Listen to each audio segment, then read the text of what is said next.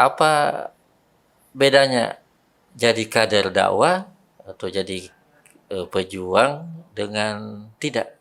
Kan bisa saja ya, ngapain ya saya jadi kader? Saya kan mau sekolah aja, gitu. Santri. Saya kesini mau nyantri aja, kok disuruh jadi kader. Kira-kira itu apa jawabannya? Artinya kenapa saya mesti jadi kader?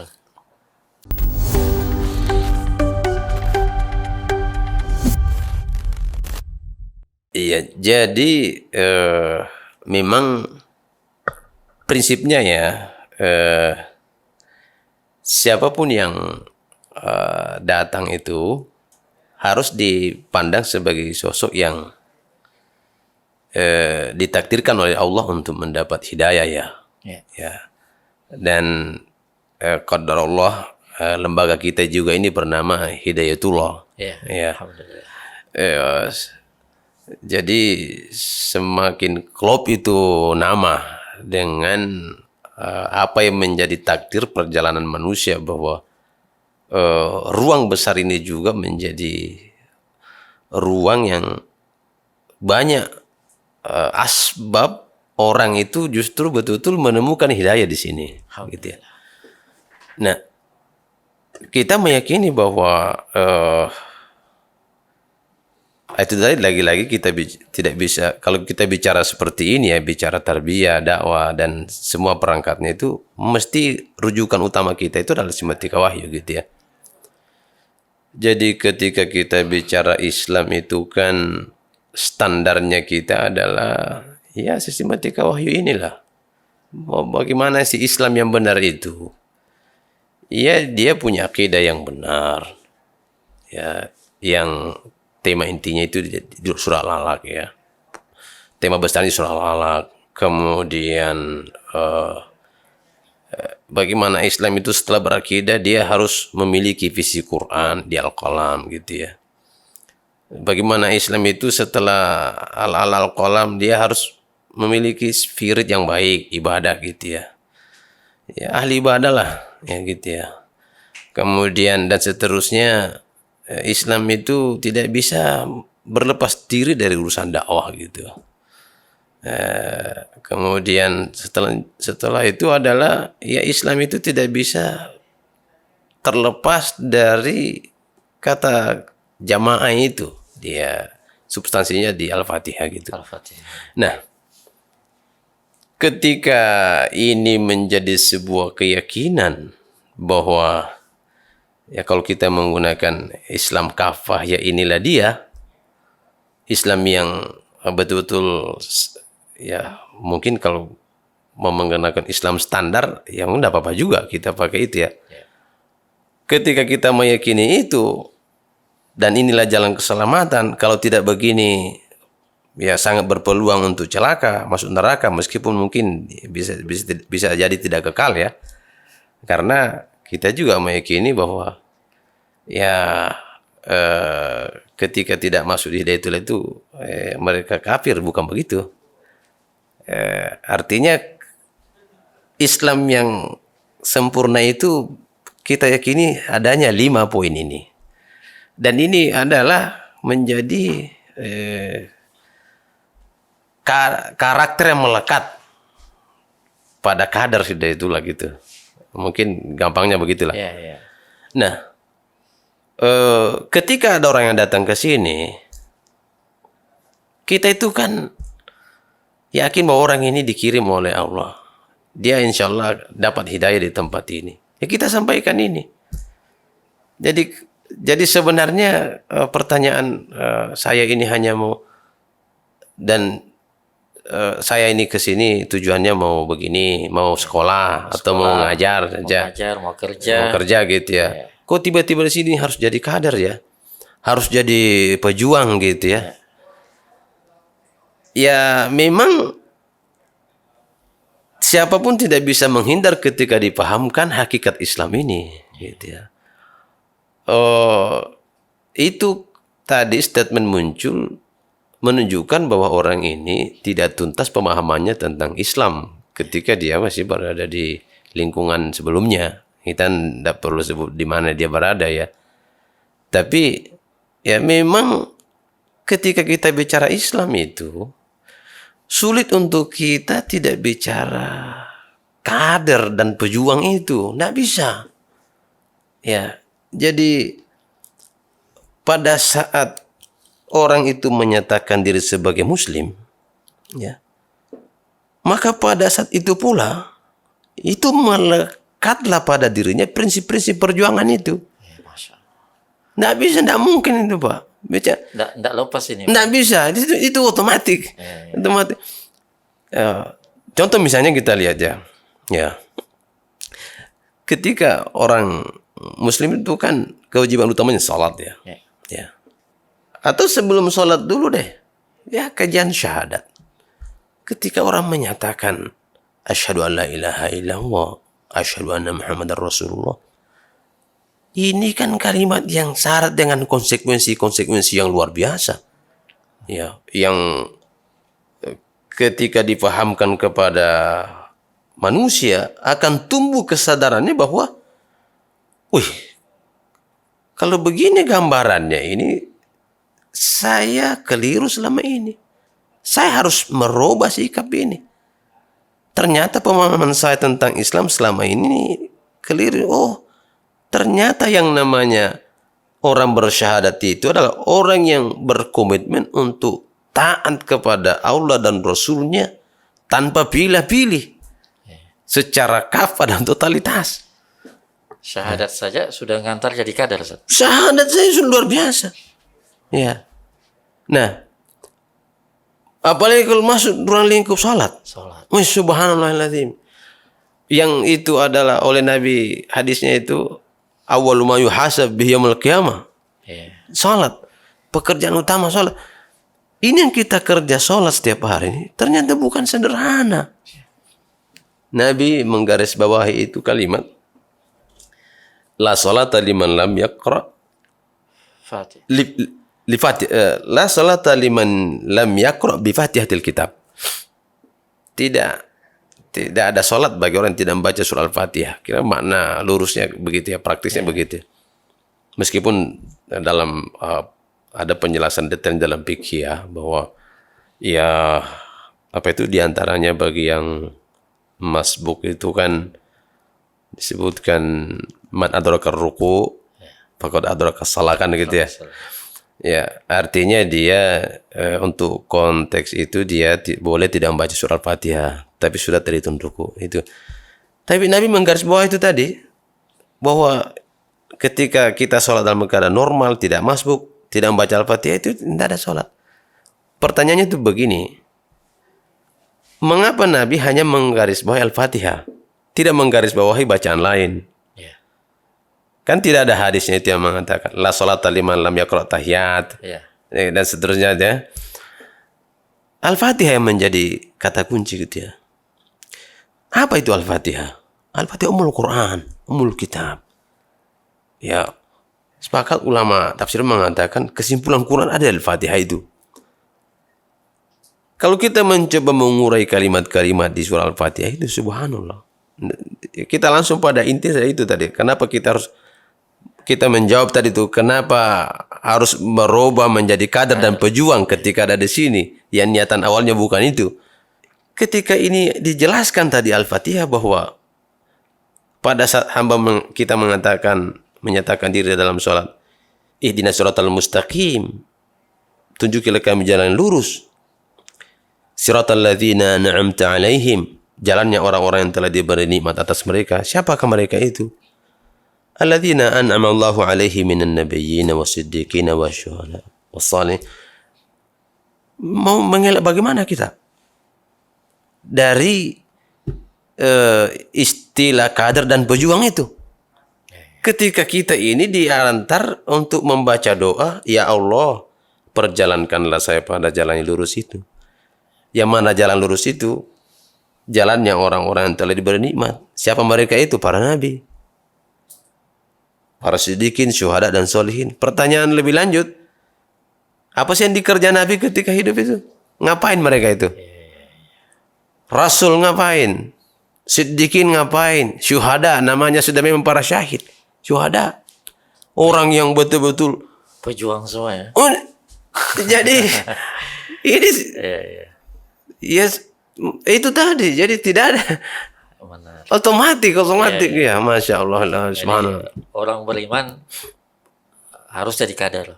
Semua orang Islam harus jadi kader gitu. Jadi tidak bisa Iya. begitu dia beriman maka sebenarnya dia adalah kader Kader dan pejuang. dan pejuang. Melekat pada dirinya karakter Pejuang. sebagai pejuang.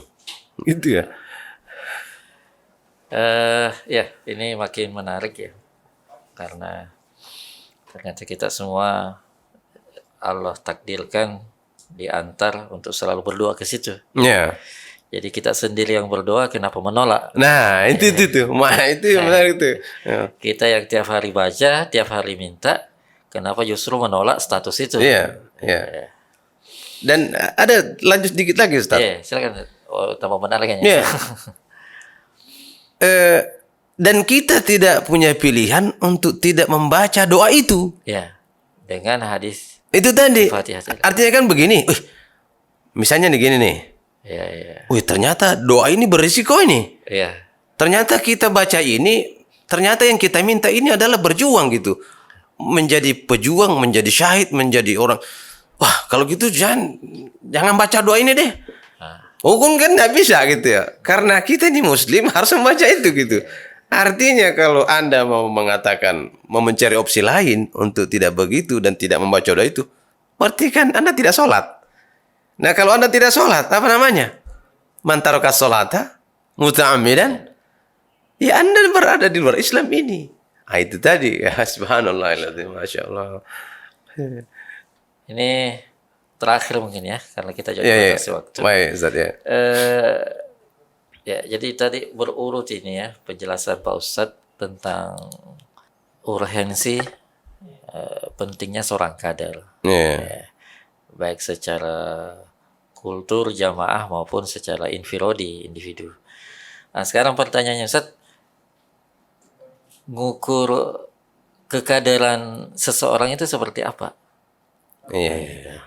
Saya ini sudah kader belum ya? Nah, itu kira-kira ukurannya apa ini Ustadz? Jadi dalam PDO itu ya, Ya. dijelaskan bahwa kader itu adalah orang yang teruji loyalitasnya. Teruji loyalitasnya. Ya, jadi dia ya kira-kira kalau kita bawa ke uraian ayat-ayat ya orang-orang yang betul-betul terbukti siap berkorban jiwa dan raganya untuk Islam, itulah kader. Ketika dia itu, jadi saya kader atau bukan sebenarnya tidak substansinya di situ, pengorbanan itu, ya loyalitas itu, ya. Ya kalau bahasa-bahasa praktis yang sering kita dengar dari ustaz-ustaz kita itu kan, ya kader itu siap diapakan sajalah untuk Islam. Siap diapakan? Siap tugas. Siap diapakan saja gitu. Ya, ya. Apa maunya Islam? Ya. Islam minta kita begini, siap. Islam suruh kita, siap. Ada begini, dasarnya apa? Islam, Quran, hadis, siap. Itulah kader. Masya Allah. Gitu. Sering juga kita itu, ya kader itu ya siap dikomando, siap diatur gitu. Ya. Jadi kader itu maaf, Ya. Bukan diukur pada kepintaran, Ya. bukan diukur pada dia pakai surba atau tidak, bukan diukur pada itu ya. Itu adalah diantara ya ciri-ciri umum sebagai orang. Tapi cuma tidak enak kita mengatakan bahwa apa artinya janggut panjang kalau tidak bisa diatur? Apa artinya surban bagus tapi tidak fungsional gitu ya untuk Islam ini? Ya, jadi lebih pada fungsi peranan gitu ya demi untuk Islam ini. Jadi dan itulah pejuang. Itulah pejuang itu. Jadi semua potensi yang Allah berikan kepadanya baru dia kerahkan untuk bagaimana Islam ini maju, bagaimana Islam ini berkembang. Ya, jadi pejuang kader ya itulah karakter yang melekat itu. Ya, ya wallahu a'lam bishawab ya. Siap diapain Ustaz ya? Ya, Siap tugas. kalau prototipe kader yang sering diangkat oleh generasi awal ya, itu kan selalu mengangkat kisahnya Nabiullah Ismail alaihissalam. Jadi jangankan sekedar disuruh tugas yang mungkin konsekuensi lahiriahnya itu ya paling kekurangan fasilitas, kekurangan makanan dan sebagainya. Ya kalaupun mungkin pelan-pelan mati ya tidak. Ini Ismail alaihissalam mau mati secara langsung dengan cara disembelih. Tapi karena itu perintah agama, perintah Allah. Ya kalau memang begitu ya siap. Nah itu kader kayak begitu itu. Nah kalau begitu saja siap, apalagi sekedar ditugaskan. Masya Allah. Nah justru memang kalau mau disebut ada perbedaan kader dulu dengan sekarang yang lebih konkret tadi, semakin kita temukan jawabannya ya, bahwa dulu itu kader minim fasilitas. Sekarang ini Masya Allah fasilitas luar biasa. Ya. Mau berangkat belikan tiket, tiba di tempat dijemput. Ya.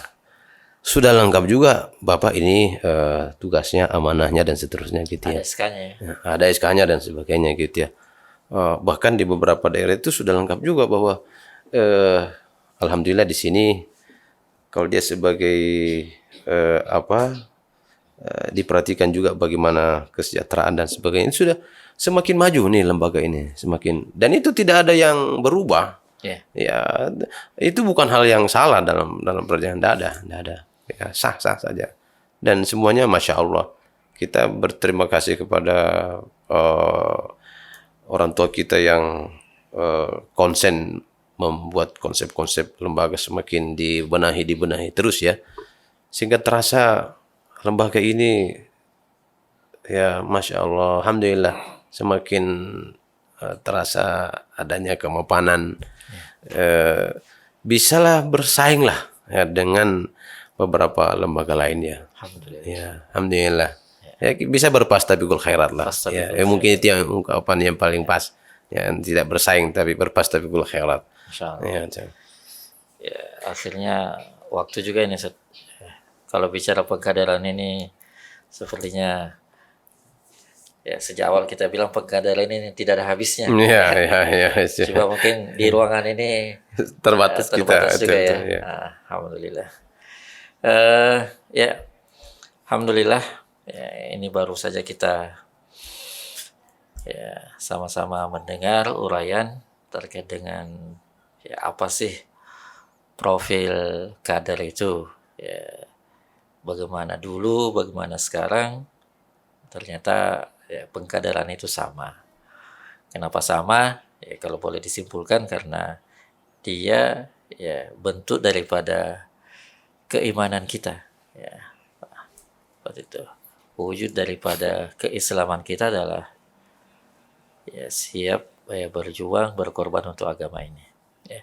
Terakhir Ustaz minta doa ya mudah-mudahan kita semua ya, para adik-adik santri dan ya, keluarga dan semua kita mendapatkan hidayah, mendapatkan diantar untuk siap ya menjadi kader agama ini.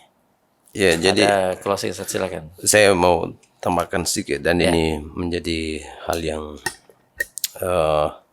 sangat perenungan saya ya detik-detik terakhir ini ya. Jadi saya itu menjelang penempatan amanah di kemarin ya. Di antara yang saya kuatkan dalam munajat itu ya Allah. Ya saya mau ditugaskan dimanapun saya menyiapkan diri untuk itu ya Allah. Saya diberhentikan dari DPP ya Allah. Saya terima, saya diberhentikan tidak ditempatkan di mana-mana pun di semua amanat-amanat, apakah di struktural atau di lembaga manapun di Hidayatullah ini, itu saya siap ya Allah. Cuma satu yang saya mohon kepadamu ya Allah, jangan coret nama aku dalam barisan pejuang Islam ini. Itu yang saya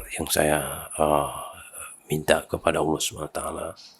Ya, tadi Ustadz menyebut doa ya, dan kaitannya dengan itu saya sendiri ya itu ya, dan ya wallahu alam apa hikmahnya hal ini harus terucap di forum yang sangat mulia ini. Ya tentu saya karena sudah terucap begitu, mohon saya dibantu berdoa dengan doa ini gitu ya. Itu yang saya mau katakan sebenarnya. Ya, doa kita semua ini, Ustaz. Ya, jadi harapan kita bersama gitu ya, bahwa kita kan sudah terlanjur meyakini bahwa yang bisa selamat di akhirat itu adalah yang berjuang di jalan Allah gitu ya. Am hasibtum an tadkhulul jannah walamma ya'tikum mathalul ladzina khalu min qablikum massatuhumul ba'sa wadh-dharra wa zulzilu ila akhir ayat. Ini kan hanya pejuang yang kayak begini, digoncang-goncangkan, dikasih ujian dan sebagainya. Nah, itulah yang selamat. Jadi kita perlu berdoa jangan sampai kita ini tidak masuk dalam daftar pejuang.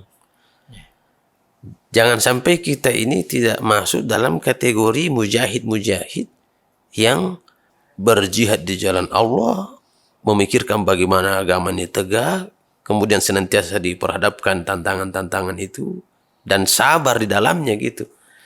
Nah, saya baca ini sabar apa ini? Itu Masya Allah. Itu. Luar biasa gitu ya. Jadi ini yang harus menjadi doa bersama, kita saling mendoakan gitu ya Allah.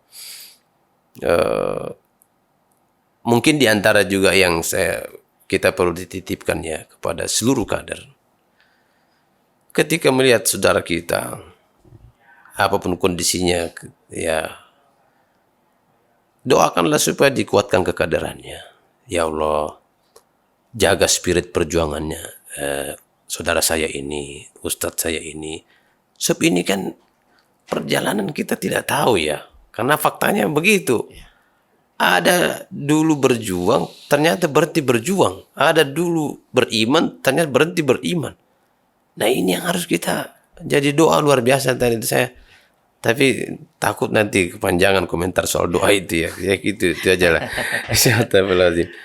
Ya saling mendoakanlah kita semua Ustadz ya. Amin. Ya mungkin doa formal di sini juga tidak terlalu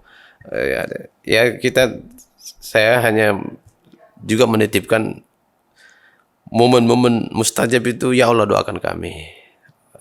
Ini terkhusus kami yang dapat amanah di pengkaderan ini. Kami menyadari betul juga ya Allah banyaknya kelemahan-kelemahan, kekurangan ya Allah. Ya tanpa bantuan, pertolongan, hidayah melalui doa-doa semua, terutama para senior ya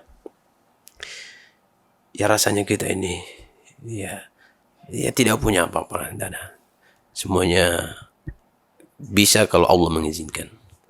Ya mungkin seperti itu aja setelah itu. Masya Allah. Closing luar biasa ya dari Ustadz. Alhamdulillah. Ya mungkin seperti itu pertemuan kita untuk kesempatan ini. Alhamdulillah. Sekali lagi mewakili para pemirsa semua,